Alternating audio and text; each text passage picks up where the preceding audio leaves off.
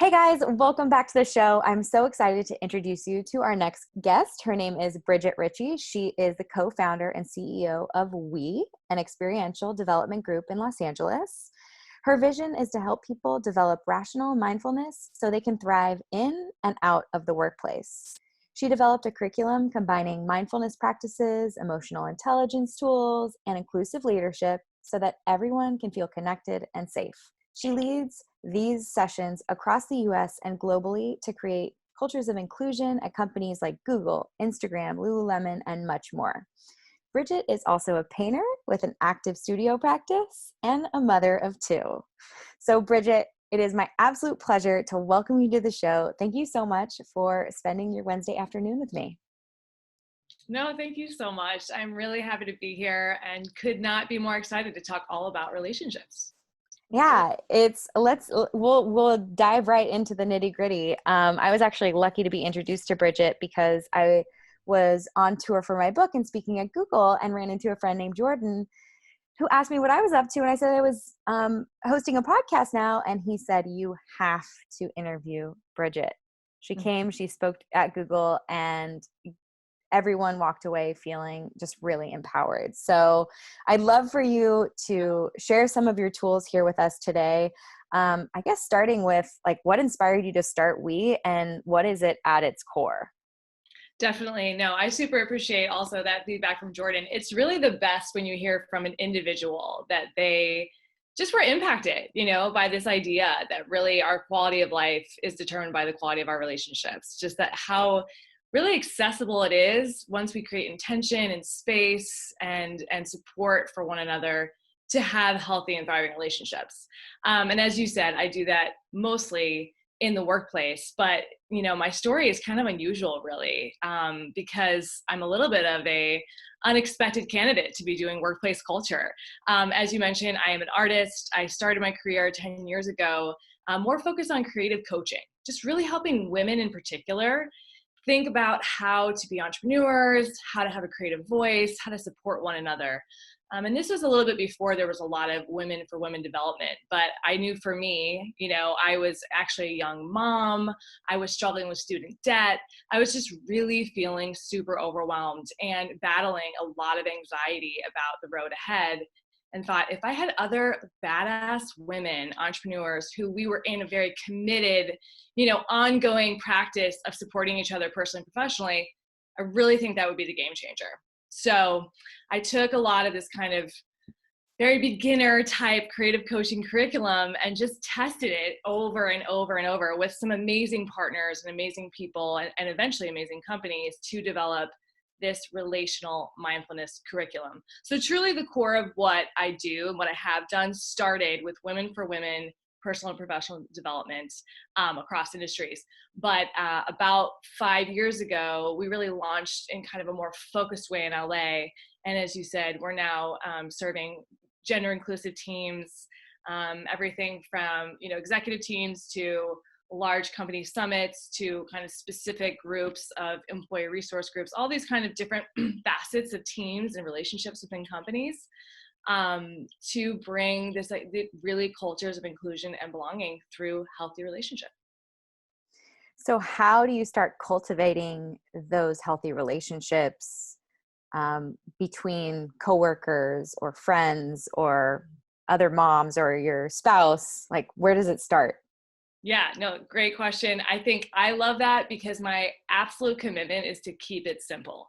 I mean, I even love what you talk about with your program and your approach to food and your approach to nutrition of just like, let's not make it hard. Let's make it really approachable and let's make it accessible, and I think for me, that's absolutely should be the case, that we sort of decentralize or demystify, the sophisticated learnings about relationship are amazing, but every person should feel like they have the basic tools to feel like they're connected, they're seen, they're heard, they're valued, they know how to have baseline healthy communication with each other.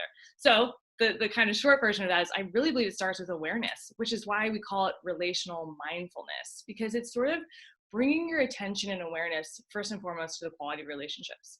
Believe it or not, most people don't really even pause and consider their relationships. They're thinking for sure about their physical well-being. They might be thinking about, their emotional well-being, or maybe even just kind of the quality of work they're doing, but they're not really factoring in such a huge ongoing component of not only their well-being, but just their quality of life. And that is, do I have healthy and thriving relationships? And what would that even mean for me? So first step, definitely just awareness, just bringing some kind of thought and intention and really kind of assessing, where are my relationships at? And so, when you start there, you kind of have to start with your relationship with yourself. So for us at We, I'm not a trained mindfulness expert per se, but I have a lot of people on my advisory board who are, whether it's, we have a neuroscientist, a psychologist, and a lot of mindfulness practitioners who help advise us, because I came to the realization that you really can't have healthy and thriving relationships if you do not have a baseline of a connection to yourself, a real understanding of how to connect yourself, how to have an understanding of your values, and a vision for well-being. So our flow of relational mindfulness starts with yourself, and then you move into emotional intelligence training, emotional intelligence implementation in your interpersonal dynamics. And then from there, we give you a vision for how to be an inclusive leader in your community and in your company. And that's what our experiential programs are designed to do. Wow.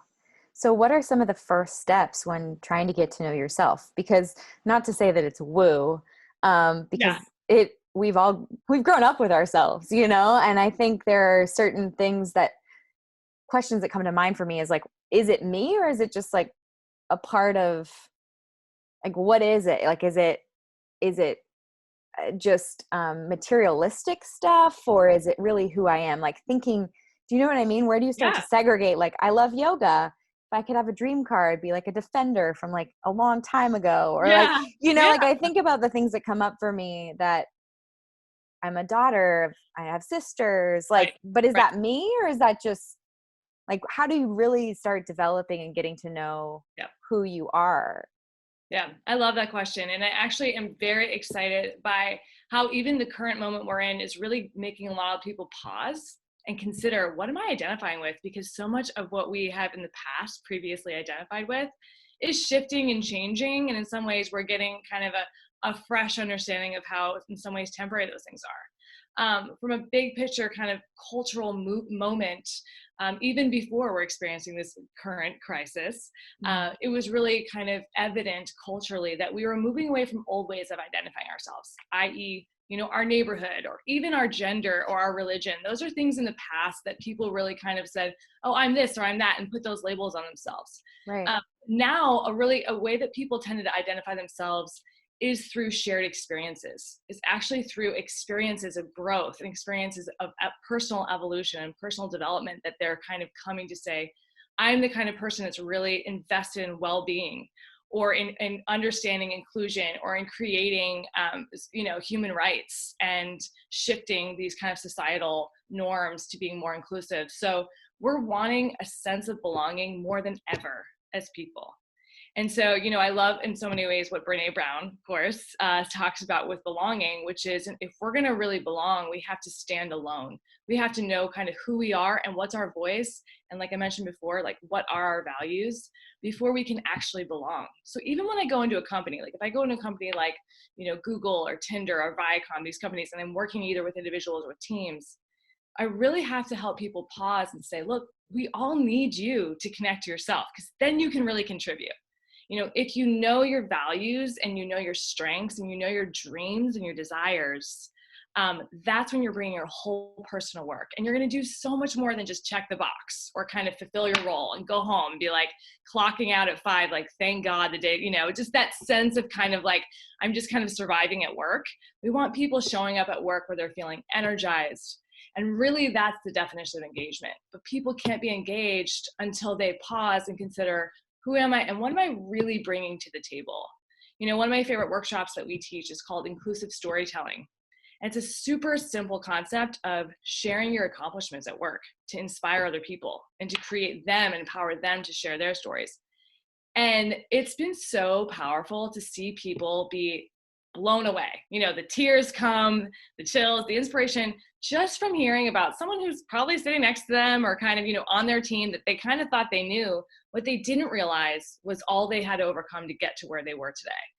And I think one of the things I really like to teach people when they're thinking about, who am I and what do I have to bring to the table, is we are all surprised by how much we really have overcome and how much we've had to do personally and professionally, no matter where we are in the ladder, to get to where we are. We all can truly inspire and influence each other for the good. And we can all be allies for inclusion. So no matter who you are, whether you're, a person of color, you can be advocating for women. If you're a woman, you can be advocating for those who are less able-bodied. There's always a way that we can be promoting and supporting each other more, which gives us a sense of value and us a sense of being empowered and like we really are contributing on another level. So that's a little bit of a big picture. That's not a tangible tool, but that is a framework, I think, to help people think differently about the fact that, companies want more and we want more as employees or as managers or as bosses, than to come to work and kind of say, okay, I'm just in my professional mode. We want to really have a vision for how we can contribute from our core self. It's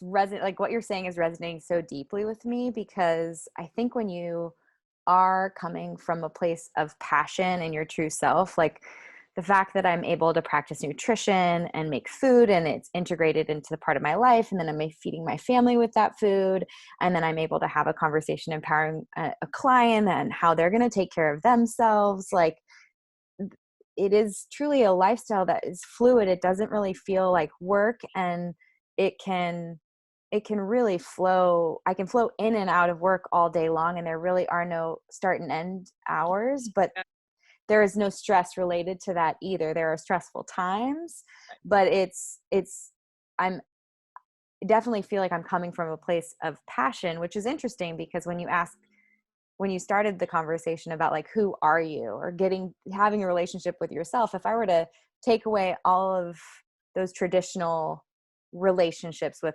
maybe the fact that I'm a daughter and that I was raised Catholic, or that, I grew up in Southern California, you strip away all those things, like, what am I at my core? It's like, I want to be in nature. I want to eat nature. I want to move in nature. Like, I want to experience, which is what you're saying, Yeah. And even just you saying, I can feel you light up, it's so energizing for you, and knowing what you want to bring, what you contribute, makes you just so much more effective, like you said, in every area of your life.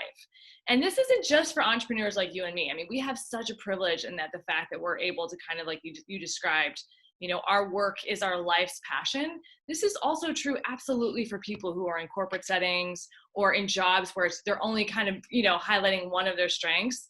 If we give them a vision and a space to really belong and be heard at work and have, a sense of connection with their coworkers that goes beyond just kind of like, a competitive environment, then they get to experience that same sense of well-being you and I are describing.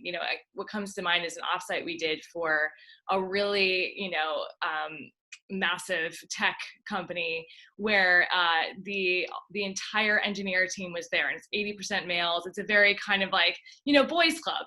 And to their credit, when we had them do these sort of active listening circles and even a creative practice, the second they were given permission to kind of show up in a different way and really connect about their personal lives and talk about what their dreams were, it was like immediate. And, I'm a realistic person. I even though I was facilitating it, thought, oh, we're going to get a little more resistance on this. Like you said, it might be a little woo-woo for people. Yeah.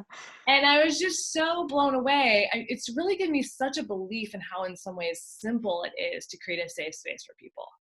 And that's why, it isn't the work that we do. We sort of stripped it down. We've kind of made it less complicated than ever. We were kind of saying, look, if we can create a space where people have that psychological safety and trust, there's always a positive response. And that can look different for other people. It doesn't always have to be, the emotional response, but it is so motivating and it is so engaging for people to feel like, oh, I'm at work. Like, I'm with people I work with all day long. I spend more time with them than my family. And here I'm in an environment that I can kind of share about my passion for running after work, or I can talk about the fact that I have kids and I'm still trying to figure out, how to come back to work after post parental leave. So, just simple ways to get people talking and listening is really powerful in terms of motivating them to do their best work. think you just shared two really profound things. One was active listening, and the second was a safe place at work, which is an interesting thing to talk about and something that I think a lot of people want to feel. So how do we start actively listening, and how do we create a safe place at work? It's funny because Brene Brown comes up for me because you know how she talks a lot about vulnerability, and she's like, vulnerability isn't just like telling everyone all your secrets. Yep. So what is an appropriate amount of safety in the workplace to create these deeper relationships, and how do we start actively listening to one another? Yeah, I mean, those are obviously like my two favorite things in the world. I wish we had 2 hours for each of them. Yeah. But my kind of simple answer is I'll actually start with the psychological safety and trust one, because that's a little more straightforward. Well, I guess they both are, but what comes to my mind is that Google did a very exhaustive multi-year study of teams' performance. What were the indicators that really defined how did teams successfully perform? What kind of set them apart? And the number one predictor of success on teams across the board was psychological safety and trust, which is profound because those people, I can tell you firsthand, are brilliant, and they are doing profound work. But in order to really thrive, especially when it comes to a team, you have to have that sense of safety and trust. And really how we define that is just that people feel like they can take risks and make mistakes and use their voice. It's very important in so many ways that there is just space. There's space to be heard. There's space to make mistakes. And so when that doesn't exist, unfortunately, we're missing out on people, again, what they can contribute. It's literally the ROI is right there in front of us of what it means to give people safety and trust will translate into inventive strategies and great collaboration and new ideas that would just be hidden and suppressed if we're all kind of worried about this sort of competitive, scarcity mindset, which is why we talk a lot about growth mindsets as part of our programs, because people need to kind of reframe, how can I really show up and have the safety to use my voice? And again, even if I make a mistake, I have the security to know that I'm integral and I'm a contributor and that I will be trained and developed to learn from them. So that's a huge component. And I just want to motivate people, managers, or even moms, leaders out there that, when people feel safe, that's when they're creative. That's when they can really, do their best work. So it's invaluable to invest in that as a leader of any kind. But so yeah, what are the ways that you would do that? Yes. So too simple. I'll keep it simple since I've been so.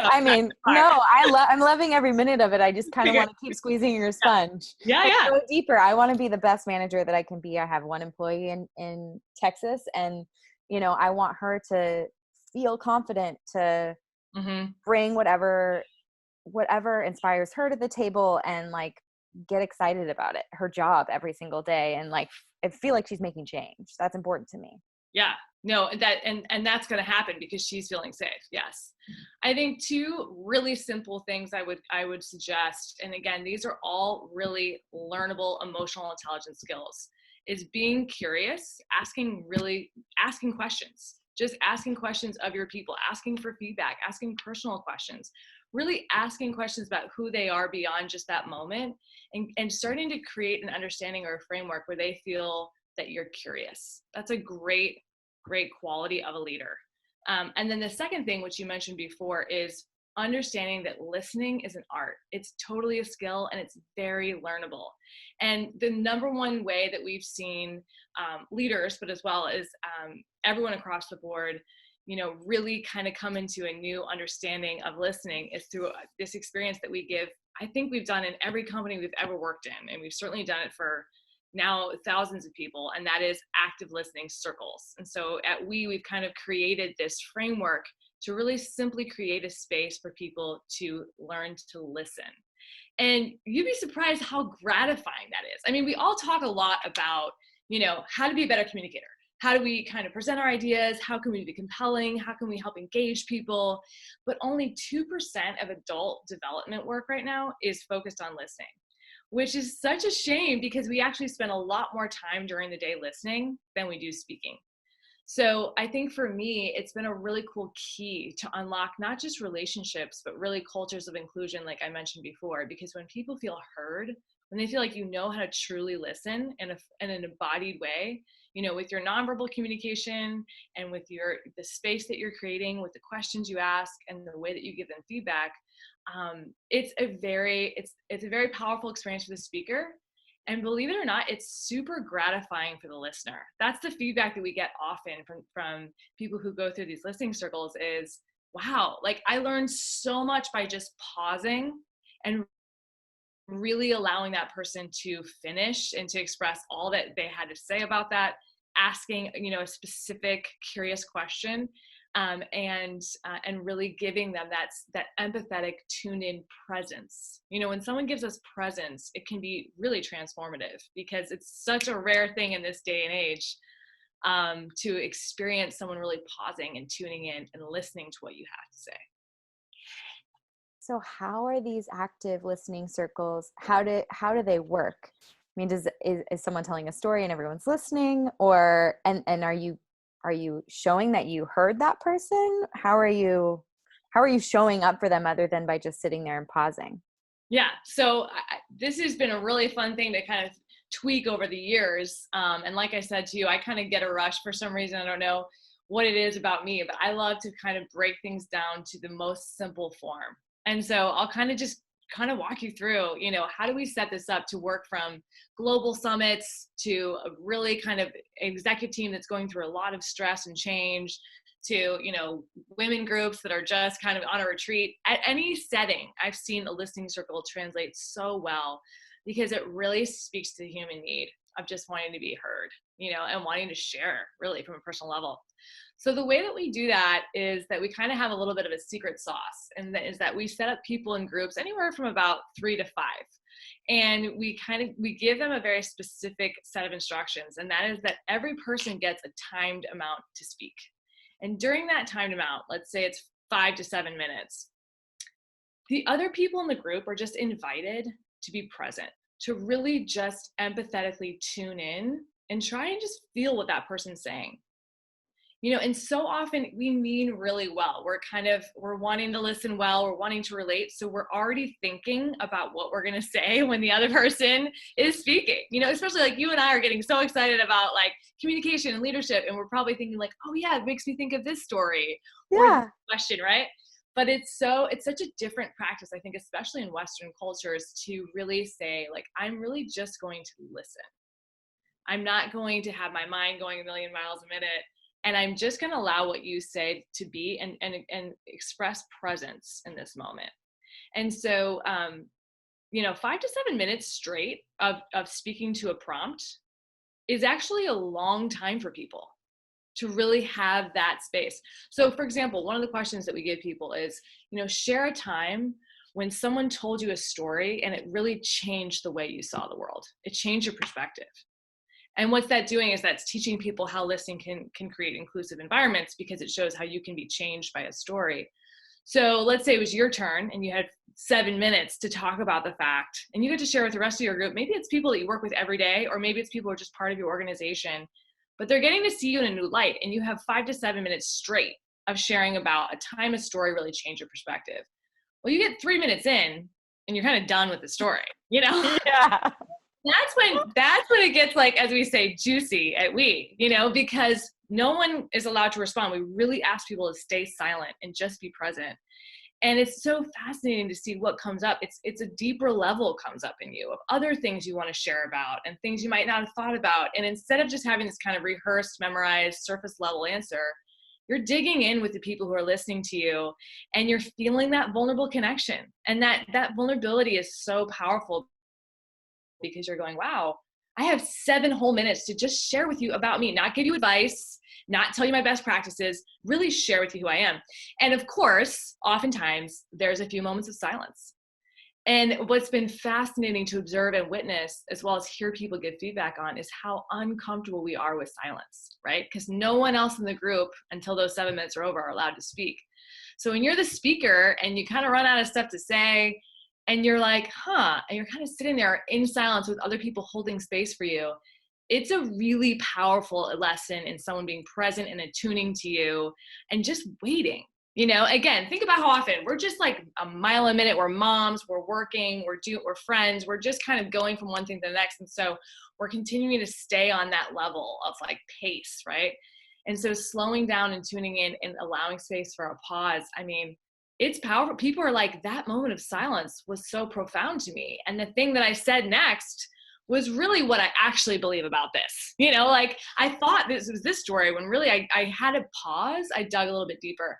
And I just want to point out that we do create a container for people, because that can be a really vulnerable thing, just to share for 7 minutes with silence, right? Like as a response. And so we give people 2 ways to respond. And the first is we invite everyone else in that group. So if you're in a group of 4, the other 3 people who are listening to you would have the opportunity to give you some feedback in 2 ways. They would start by something that is so simple, but it's called reflecting back. And this is an active listening principle. It just is, I heard you say. And the science shows, and also anecdotally, I can promise that just hearing someone say, I heard you say, and literally just repeating what stood out to them it's really affirming, it's connective, and it's also clarifying. So much miscommunication happens in the workplace. Hours and hours a week are lost, resulting in supposedly billions of dollars at a level of people having to circle back and confirm and understand, what did you mean by this, and when does this project do, and all these things, because people are not hearing. So reflecting back is a big part of our feedback model. And then the second thing is expressing appreciation. And this should really be such a more common part of our everyday experience at work. Just like authentically, not forced. Nobody wants fake appreciation, but just true, real, like, hey, I really appreciated that you went through that and that shaped you. That is so motivating for people to hear authentic, organic appreciation. So it's simple. You share for 5 to 7 minutes. The other people in your group are invited to reflect back and express appreciation. And by the end of it, you have this glow that is just profound, in the sense that I'm saying, we didn't do very much. We just gave you a space. We gave you a framework for, a response, and people go there. They get really human. They get really vulnerable, and, they're really refreshed and saying, wow, I'm really connecting with my coworkers on a level that feels personal and, just really fun. Well, if I'm practicing what you just explained, I would say that I heard you say that I need to affirm and appreciate what other people are saying, and I need to hear them, and they need to be told that that they've been heard. Yeah. Which I think is, I don't even think, I know how that would profoundly impact not only my relationship with my husband, but with my coworker and with my friends, and I'm sure as a mother. Yeah. So what do you see happen when that pause happens, when people are watching? I'm sure there are people smiling, and I'm sure there are people just, their skin is crawling. Like, yeah.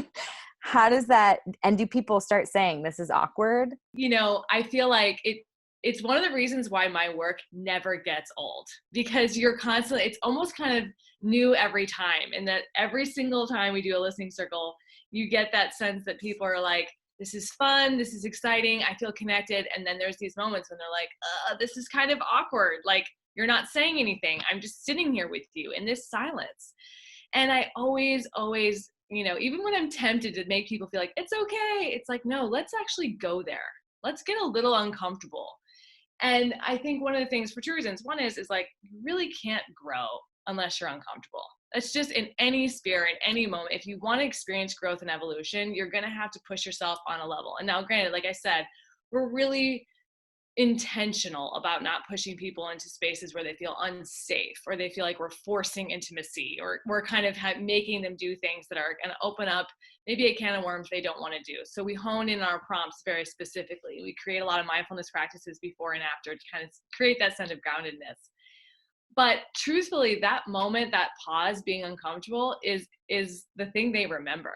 It's like, it's a really important thing, because it highlights for them how, again, as a society or as a culture, they're struck by like, wow, I can't just sit in silence with other people. I can't pause and get grounded and get in my body and just kind of, create that space.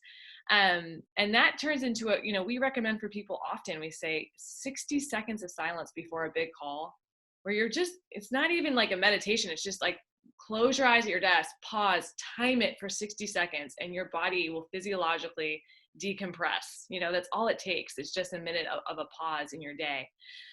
So I think very often, people are uncomfortable, they're awkward, but they get it. They get why that's so important, because what can come up for the speaker and being given that space is so much more real. It's so much more raw, and they learn a lot from each other. One other practice that we do that I know is also used in other spaces, but kind of echoes that in the sense that it has that component of a squirmy vibe, is that we do eye gazing. And eye gazing is a really cool experience because, research has shown that eye contact really helps our brain prepare to empathize with other people and understand how our actions will impact them. And also that we can read complex human emotions through the eye muscles alone. So, when you're kind of like, what just happened to that person? And it's like literally just one twitch. Like we really are really sensitive as human beings.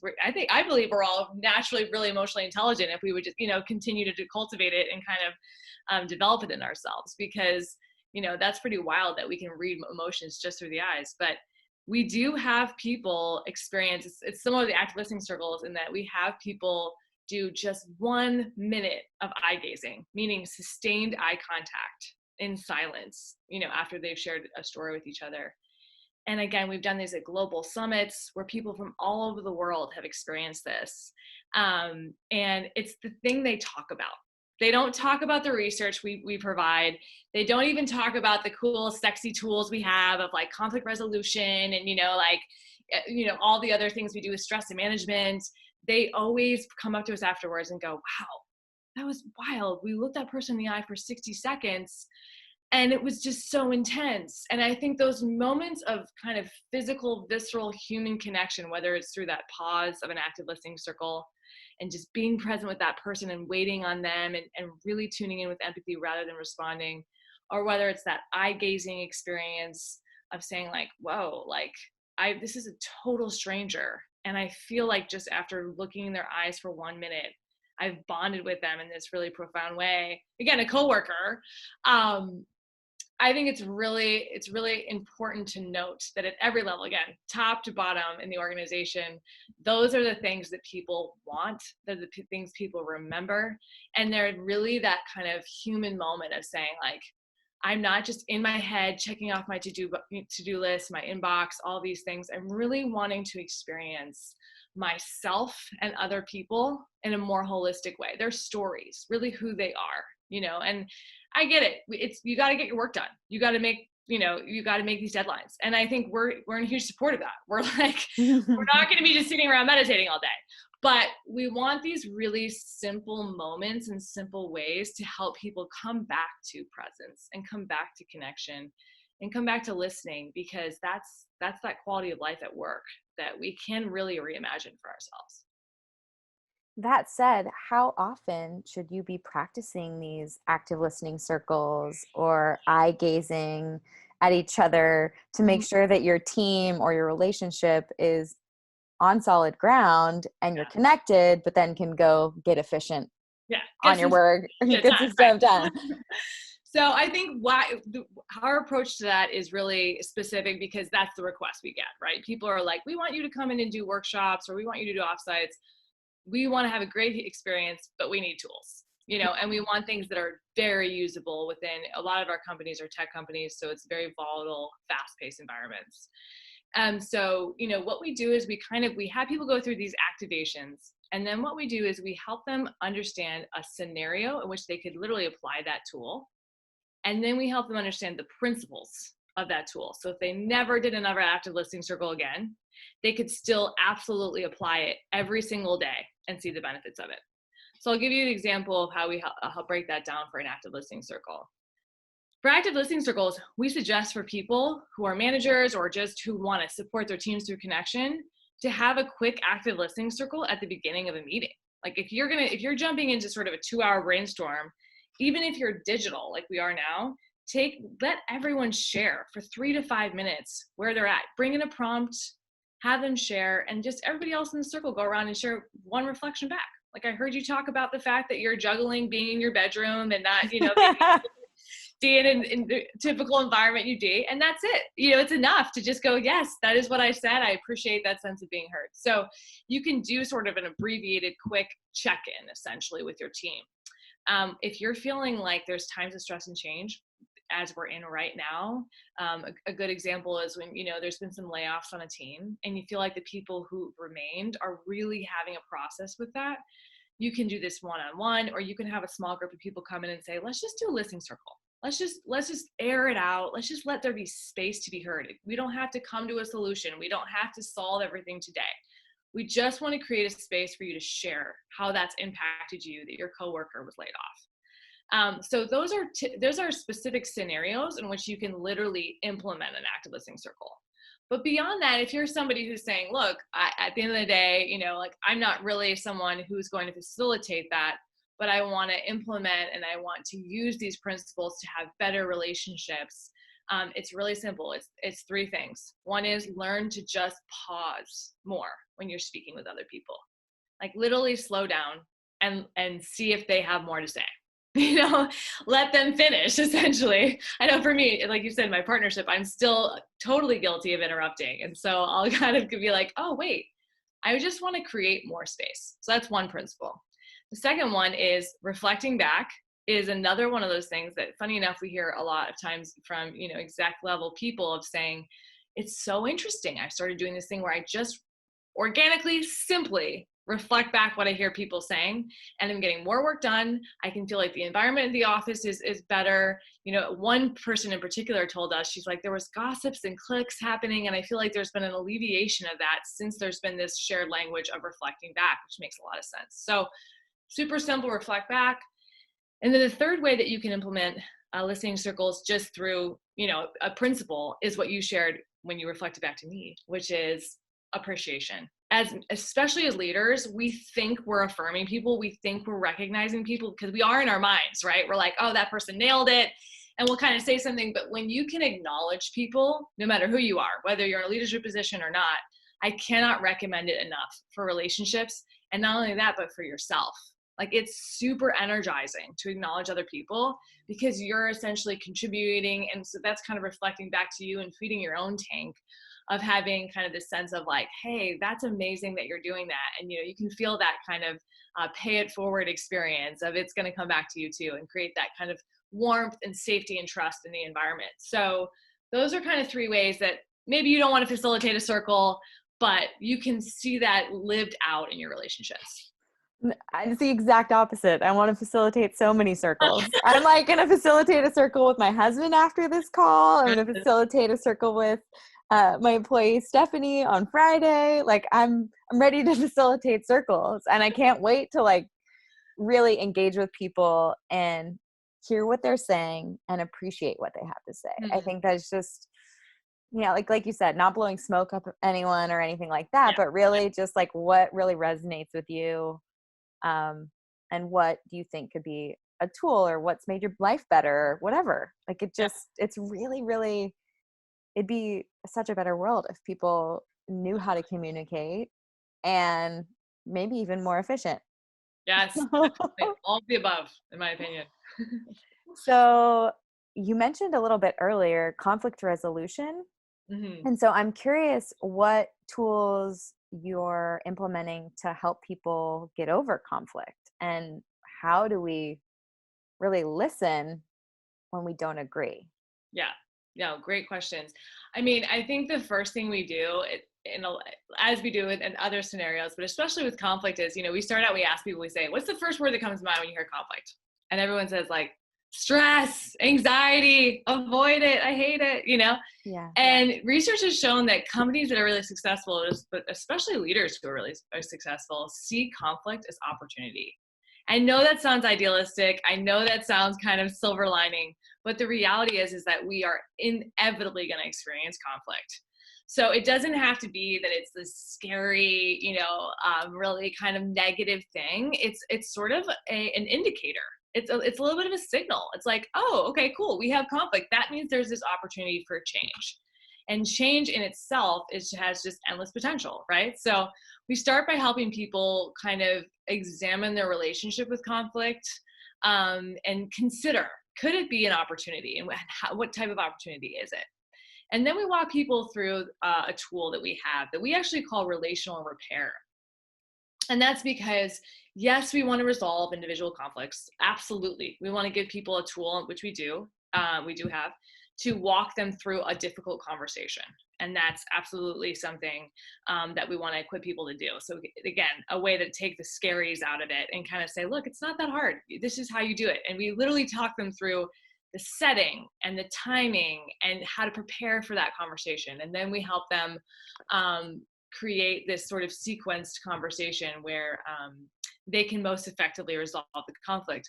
But we do that in the context of what we call relational repair, because I think our specific perspective on conflict is really about investing in the long-term relationship.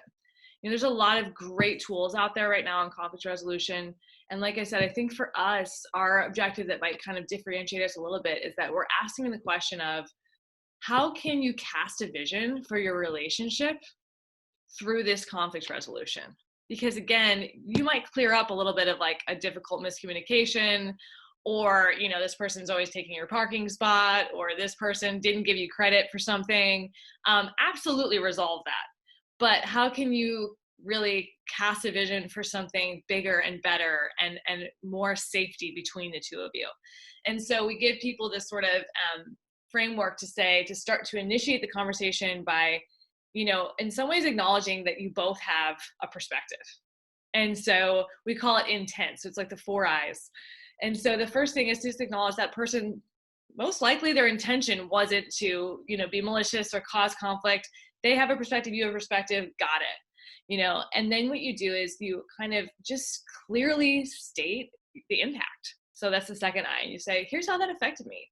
And it's not passive aggressive. It's not a victim language. It's just really clear. So people understand, like, oh, when I interrupted you at that meeting, it impacted you like this. And you're not playing games. You're being super clear. The third eye is to invite them.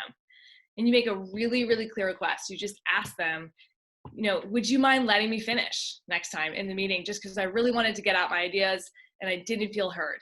So it's not this vague kind of like, again, no passive aggressiveness allowed at we, because it's so easy to do. And so we ask people to make very, very clear requests. And then the last I is kind of what I mentioned before, which is, I think, kind of the secret sauce, and that is invest. And it says, here's why I really want to resolve this conflict with you, is because I actually, even though we're very different people, I feel like we could really work well together, or even though I don't see you that often, but the last couple times I have, there's been some tension between us, and I just really want it to be like fun between us. I want it to feel good when we see each other. I feel like I'd love to have a great relationship with you. And that way that person feels like, yeah, it's not just about this little thing we're trying to solve. It's about the fact that we all want to be unified on the same team and feel included. And it matters. It's very easy to let these things build. And oftentimes when I talk to people in companies, they're like, well, we're not like in a lot of conflict. It's fine. It's maybe there's some like weird tension, but it's not like we're fighting or like really. And I'm going, no, that's not enough. No, it's worse. They're running from each other and they're being passive aggressive, and they're not even, there's no safety and there's no connection. Right. And they're not that number one team at Google, that's for sure. For sure. Yeah. That's not happening if there's psychological safety and trust. So I always try to remind people there's more. You don't have to just settle for, this isn't toxic. It's like, no, it's got to be like what we said so many times. It's got to be safe. You've got to feel like you can be creative and do your best work. And you want that for other people too. So when it comes to conflict resolution, we have that 4 eyes process to give people more than just that immediate fix, and to really reconsider how they can, as a leader and really as a person who wants to shift culture, to initiate relationships that are not just not toxic, but that are connected. So when you think about like the investing eye at the very end, what would you, I don't want to say like set a standard operating procedure for that, or like, are you using tools? Like if someone is constantly being interrupted by someone else and you're like, this really bothers me and I'd really appreciate it if you didn't do that. And I mean, obviously they can just like make the decision or try to make the decision to like not interrupt that person. Yeah. But are you doing something to really make that like drive that point home? Or okay. Yeah, I think in some ways, again, this tool is best for, I will just say, it's best for difficult conversations like the one we were just describing, which is when someone's interrupted. It's not really good for, actual harassment or discrimination. It's really best for just those inevitable difficult conversations like I'm being interrupted. So if that's the case, I think for me, the investment, what's so special about that last eye is that, you're kind of painting a picture. So if that person was interrupting you, you could say, I would love for us to feel like we're just supporting each other on the team. You bring this really cool kind of like, vision casting energy. I feel like I bring a more pragmatic kind of, tactical approach. Let's just like make sure that we aren't interrupting each other so we can both be heard, because I feel like we both have so much to offer in this meeting. And so you're just kind of being the type of person that is casting a vision. Again, it's a little bit hypothetical in the sense that you don't know, but it's been really cool to walk people through this process. And we've done it in groups of hundreds at a time. And we've always had people be able to come up with one potential possibility of how they could serve each other. Of like, hey, it's technically you kind of describing a way that like how removing this, tension or conflict from the relationship, we could support each other. Again, and I love it because it often turns out that people are saying we're very different or we bring different skill sets. And yet if we can be more clear and candid with one another, if we can remove these sort of interpersonal habits that aren't serving us, we could really support each other. And we like to suggest that people give kind of a tangible, practical way to do that. As far as kind of following up on the interruption, as an example, you can ask that one of the things that you can do in the third eye, I believe, when you invite them is to say, would you mind if I followed up with you in about a month? Just so that that creates safety and trust for that other person, and they're not kind of walking on eggshells with you around you. But B, you're not trying to put all the pressure on this one conversation. You're saying, can we check in about this in a month? See how you're feeling, see how I'm feeling, just so we're clear on it. It's not this thing where, I'm sort of springing this on you, which is why, we also suggest that the context of those kind of tricky conversations matters a lot. We talk a lot about timing, and we say, make sure for your sake and for their sake, it's the right time for both of you to have a tricky conversation. Again, this conversation can be 5 minutes. It's not about, this kind of epic, we have to carve out an hour and bring in the manager. It's really empowering people on a team or in an organization to have quick, candid, effective conversations. And so you can ask that person always in advance, can I grab you for 5 minutes after work today? Or can we take a walk for during lunch or whatever it is, and say, I just would love to kind of, bring something up with you that I think could really help us work better together. And so that's another thing we do. We suggest that people prep other people for the conversation because they don't want to back them into a corner and make them defensive, and you can do that in a way that's casual and that's really you as well, not being defensive. So kind of setting the tone, really suggesting, you initiate the tone as being connective and supportive and ultimately about solving the problem, not about attacking that person. And the third thing, especially in the workplace environment, is the setting. Sometimes it's great to do it at work because it's just kind of doesn't make it this blown up whole ordeal of like, we need to have this whole, kind of specific place to meet.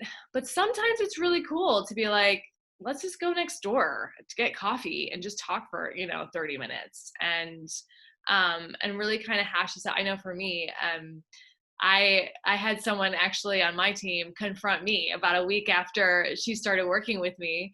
And she had felt like a couple of her ideas were not heard. And so she had taken me out to a coffee and said, can we just go get a coffee, and kind of implemented these 4 eyes. And I really congratulated her and said, I feel like being in this coffee shop with you and you bring this up with me as a point of feedback made me feel even more cared for. Like you really actually kind of saw me and you weren't just kind of trying to fix this problem, but that you were curious to kind of, hear me out as well. So it was cool for me to experience that firsthand of like, it felt good to get out of the office and into some other space and feel like, oh yeah, we're just 2 people trying to maximize our connection, maximize our sense of being seen and valued. and not just settling. She could have easily just settled for like, okay, well, I'll bring that up at our review. But instead she was like, no, I want to bring it up now because I want that energy between us to be positive. She So, cared. She was yeah. investing. She's like investing in the long term with you. I feel like so many times people can allow for resentment to build up. It's a lot easier to run. It's a lot easier to, if something isn't exactly how you want it to go, to just be like, I'll get another job, or I'll go work with someone else, or I'll do something different. And it's so much more rewarding to go deeper with people. Yeah. Do you find that that's like one of the biggest pieces of feed? I feel like that'd be at least one of major pieces of feedback for you, is like the connections you're helping people build. Yep. Well, it's Well, called I think we, there's a but huge you would be so surprised at the lack of manager training in this country. I mean, like, it is across the board in a lot of the organizations that we have. And that is not to say, I mean, so many people are doing great work, especially internally in L&D and in DEI and all of that. But there is, I mean, even for companies that are meaning very well and are very well intentioned, they're sort of not understanding often right now, especially how to train managers. And that's a lot of times because there's such a high turnover rate. And there's such a lack of understanding of what types of quote soft skills they need to be trained in. And what we're learning now based on research is that things like emotional intelligence and inclusive leadership are no longer soft skills, because they are so required to succeed and advance in today's culture. I mean, if you think about obviously the current moment, having to work in remote teams really requires a level of knowing how to engage people, how to get their attention, how to help them feel heard. That's no longer something that's just for like cool, sexy companies with millennials. It really is across the board so important that people have interpersonal skills, that they can really, tap into how to communicate and how to engage other people. So we do get a lot of positive feedback that people are saying, first of all, if you implement relational mindfulness at the cultural level, it is very directly correlated to a lower turnover, a lower sense of people just kind of doing what you described, which is like, this sucks, I'm leaving. When we interview people personally, and also in the research that we do, so often what people don't realize is that they are leaving their companies because of relationships. And funny enough, they're staying at their companies because they might have positive relationships. So that loyalty, that sense of belonging, that's really when it kicks in. It's saying, look, I'm willing to weather the storm. I'm willing to work on this relationship with my manager. I'm willing to undergo this, like change in the structure of the organization. We just worked with a huge company that did a merger, and we talked to all of these employees that were like, man, this is such an uncertain time, but I really love my team. And I feel so committed to my boss. I'm going to stick it out. I really hope I don't get let go, but I'm going to stay in this because I know at least I'll have those relationships will continue even if we get the merger going. So I think, oftentimes leaders kind of are missing out on that piece of, not only are you going to get people to stay at your company if you invest in a relationship, but you will get people to be exponentially more engaged at your company because they're motivated, they feel seen, they feel like they are truly integral. And there's the space to grow because, like we talked about, they can take risks in relationships that are safe. it's pretty powerful. I can just sort of see it, especially because my younger sisters are in tech companies, just like how fast people move up, and then they're managers and they're managing a team of people, but they've never been a manager before, but they just excelled in sales. So now they're the sales manager, but they don't know how to like manage their team. Or so if someone, and I want to do the reverse too, like if someone's being managed, because it sounds like your employee did the same. She used your tools against you or with you. Exactly. For you. No, fair. Yeah. But at what point, because I know that people are looking for relationships, but at what point is it like inappropriate to share personal stories? Do you know what I mean? Like, is it where I love the idea of like starting a meeting and taking 60 seconds, breathing before you start the meeting, bring your body down, ground yourself, get into that meeting, and then maybe have like 3 to 5 minutes of not shooting the shit, but having prompts about life. Like, when is it appropriate? When is it inappropriate? Like, how much should we be sharing? What are some examples of these prompts you're using? Yeah. So I think I would start out with sort of the spectrum. And the first thing I'll say to kind of reassure you and the listeners is that truly that's very rarely the problem. Even in companies that want to create a family style, kind of vibe, and they've got the ping pong table and they've got the treats. Honestly, honestly, the problem is very rarely that sharing personally backfires on people, because we are still coming out of such a kind of institutional, work separate from life kind of cultural experience in the last however many years of corporate America. So, the reality is that it is absolutely a very valid question. That's not necessarily the risk that we see. It's always kind of skewed the other way. However, I feel like it is definitely worth asking, because the reality is we do get this question from people, especially who are wanting to advance and grow. And they're saying, I don't want to share. I mean, honestly, in a very serious level, the question that's come up for us is people sharing about their mental well-being, their mental health, and feeling like, if I share that, yeah, I'm dealing with a bout of depression, is that going to cause my manager to not want to see me the same way or think I had the same potential? Which is absolutely not the case, and would be super unfortunate, because so often those people have found the most amazing ways to strategically deal with and thrive in spite of really what they're trying to overcome. So we do acknowledge that there is a level of personal and professional reality, right?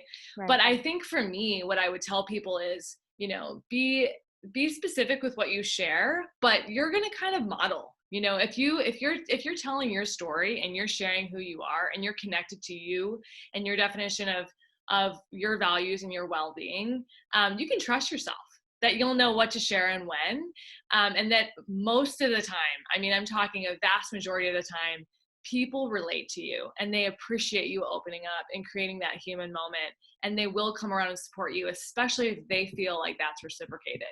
So, if you want to talk about something really personal or a real serious struggle about really going through, just go ahead and find a coworker you have an existing relationship with and ask them, say, can I kind of sit with you and just share with you? Or another option is to really find someone who you would like to be an ongoing mentor, because then you can establish that type of rapport and dynamic over time and have that personal professional support that you might need. But in general, sharing a story about where you're at is really important.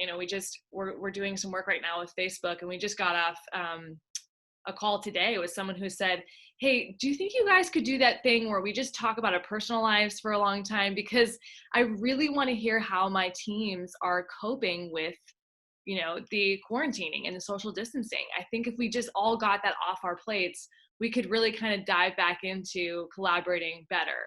And I thought that was remarkable, because in some ways we'd been focusing on the outcomes, right? We'd been like, well, here's how we can provide all X, Y, and Z tools. And they were kind of like, great, but can we also just have a moment together to acknowledge the moment that we're in? So, I think there's not enough of that. And ultimately, that's only going to help to have a little bit more balance of that personal story, that personal sharing and being heard.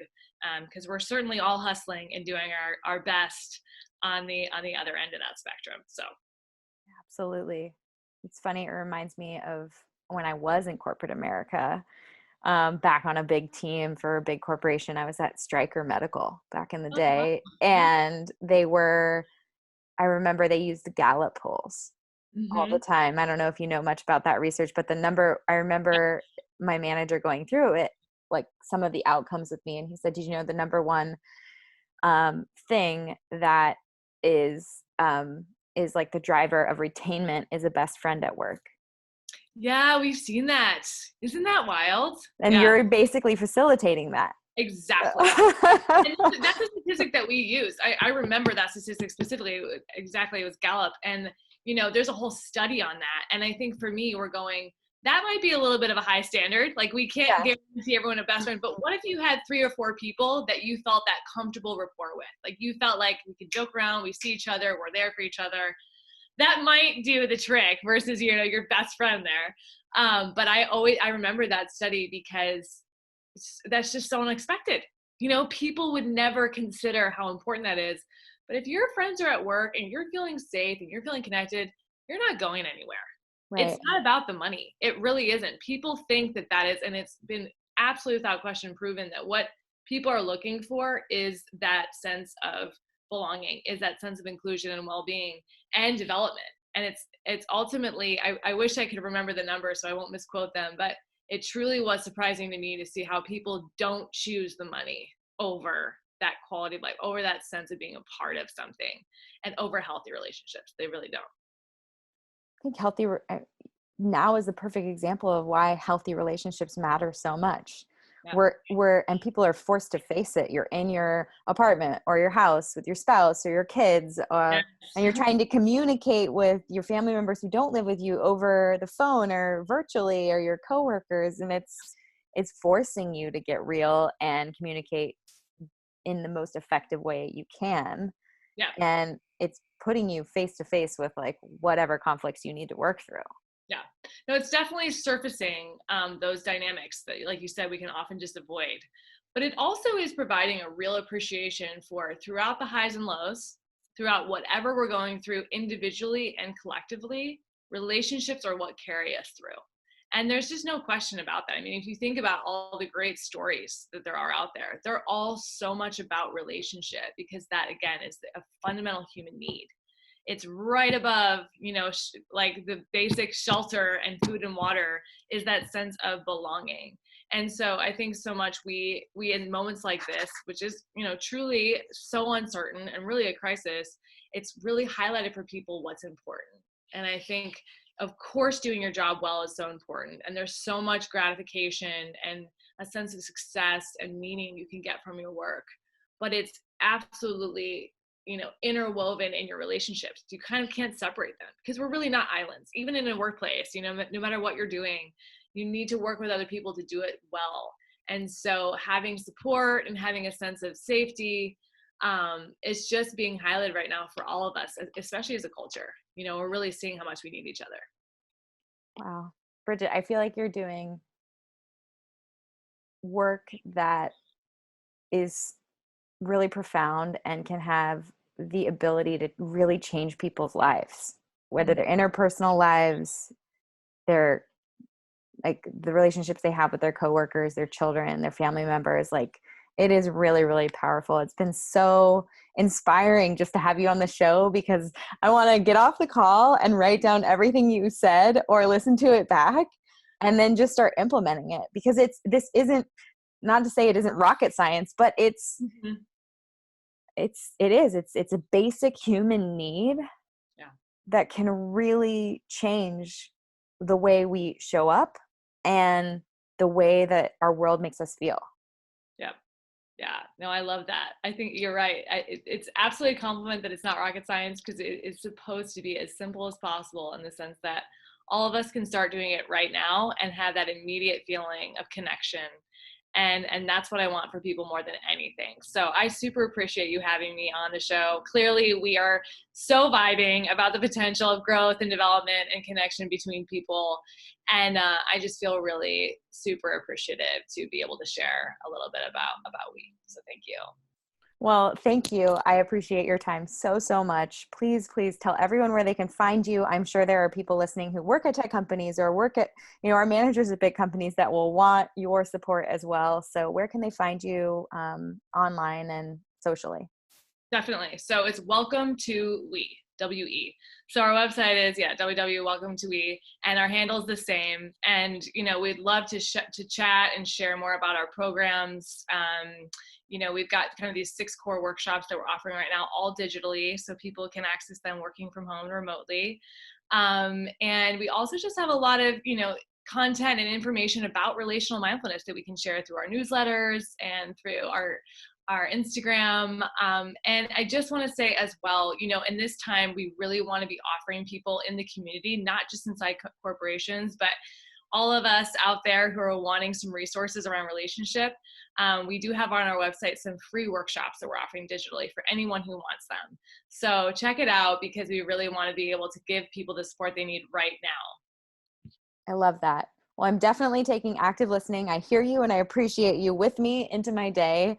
And I'm going to get back on those 4 eyes so that, I can actually see conflict as an opportunity, which I'm really excited about. So thank you so much for your time. It was really a highlight of my day. Awesome. Thank you again.